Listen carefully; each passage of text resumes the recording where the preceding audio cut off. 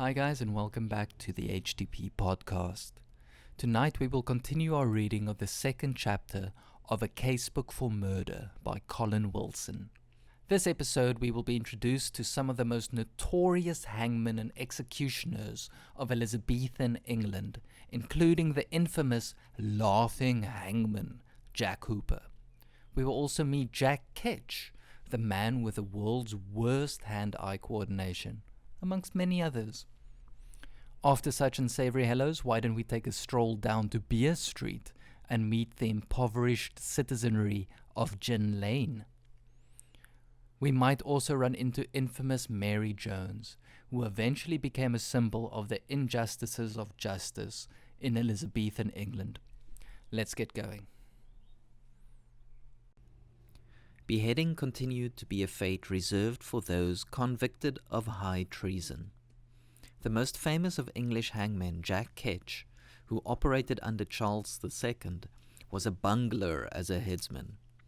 When he executed Lord William Russell in 1683 for his part in the Rye House plot to kidnap the king, he took several strokes to do it, and the crowd became angry. Before the Duke of Monmouth was executed for his unsuccessful rebellion, he handed Ketch 6 guineas and told him there would be another purseful if he made a clean job of it. Then he felt the axe and commented, "I fear it is not sharp enough."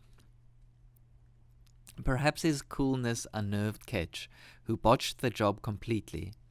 After an unsuccessful blow that only partly severed the neck, he dropped the axe and shouted, "I cannot do it."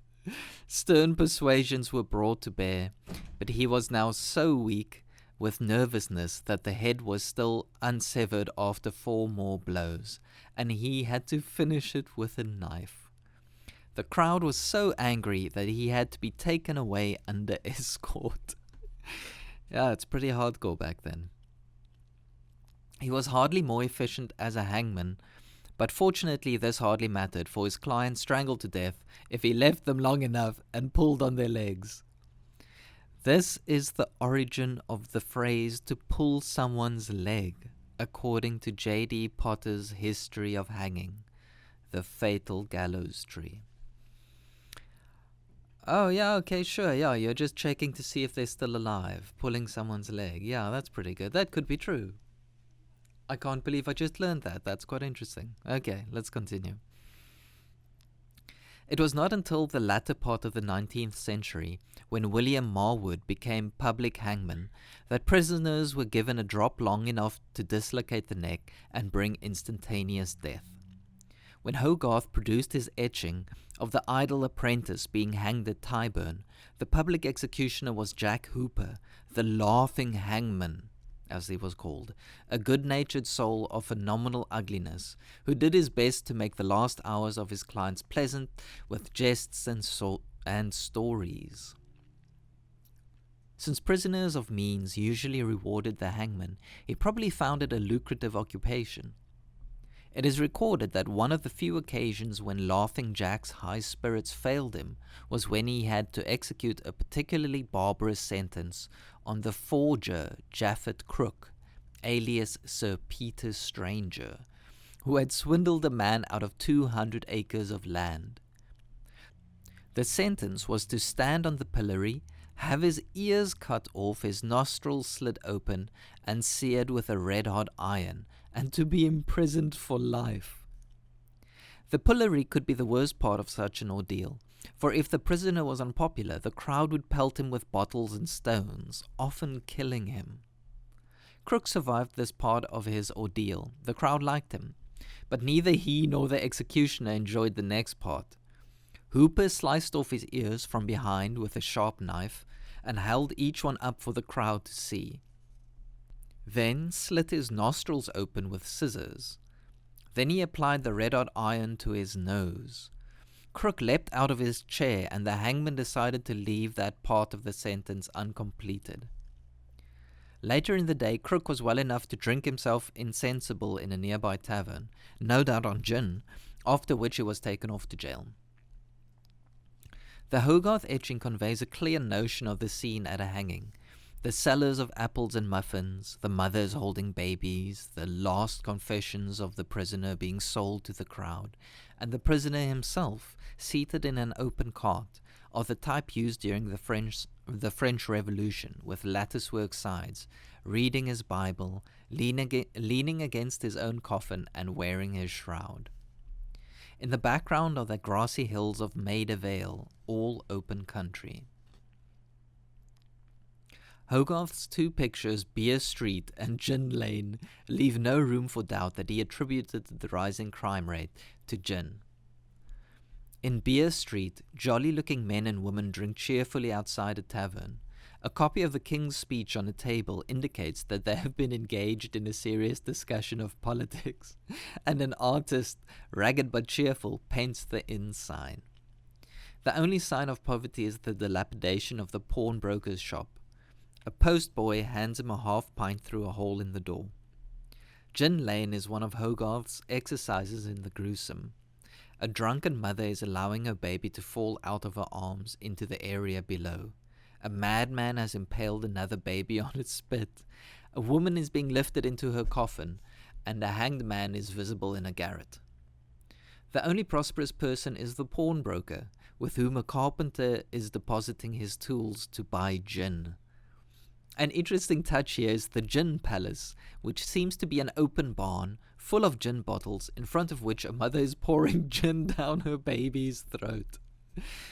If a modern artist had engraved these pictures, or the even more horrifying 4 stages of cruelty, he would be accused of sadism, but in the age of Hogarth, stomachs were strong, and less violent protest would have made no impression at all.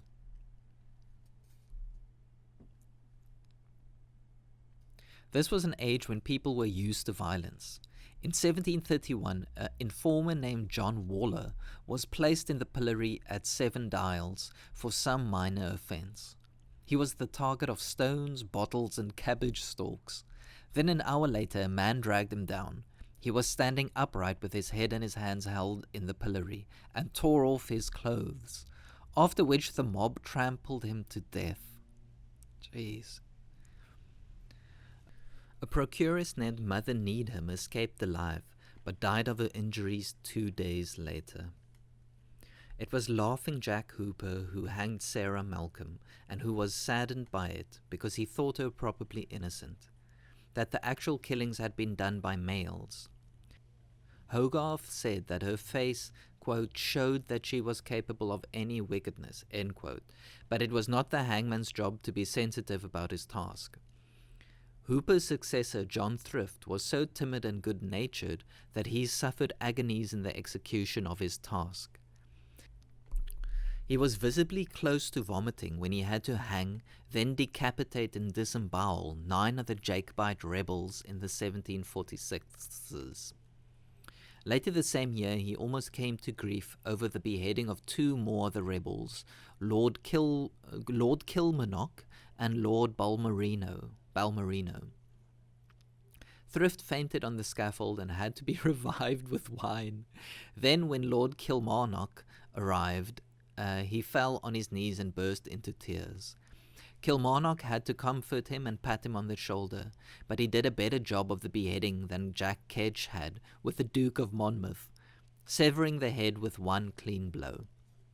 Lord Balmerino was less fortunate. By now Thrift's tears had blinded him, and he only lacerated the neck with the first blow. It took more to finish the job. The tender-hearted Thrift was one of those hangmen who was also a murderer. When being booed and stoned by a crowd, he drew his sword and ran one of them through. Sentenced to death, he was reprieved and restored to his post of hangman. But his years of hanging and whipping had been too much for his sensibilities. He was subject to fits of delusion in which past victims came and made faces at him, and he died soon after his reprieve. Wow.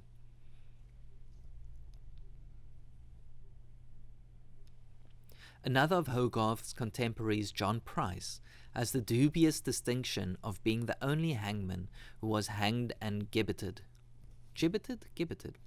One night when drunk, he tried to rape an old apple seller who resisted, Price beat her to death, knocking out one of her eyes and breaking her arm. He was hanged in 1718. Price's type was far more usual among hangmen than thrifts. This is hardly surprising, since the job involved tasks that must have been a sadist's delight. A receipt bill by Thomas Turles, the hangman who succeeded Thrift, mentions, quote, "for whipping of Elizabeth Fletcher, 5 shillings, for whipping of Sarah Johnson, 5 shillings, for whipping of Anne Eaton, 5 shillings, for whipping of Jane Hodgson, 5 shillings, while for whipping Mary Dolly from Cavendish to Duke Street, tied to a cart tail, he received 10 shillings. Wow. His successor, Edward Dennis, had the disagreeable task of hanging a pretty young girl named Mary Jones, who had stolen 4 pieces of muslin. Her husband had been kidnapped by a press gang, and she stole the muslin to feed her 2 babies, one of whom was at her breast, as she was driven to Tyburn. But she has her place in history for a more interesting reason. In 1776, Sir William Meredith told her story in the House of Commons during a debate and moved some of his audience to tears. It was a sign that the era of brutality and callousness was coming to an end, and that a new age of reform was beginning. The, quote, age of gin lasted approximately 1 century.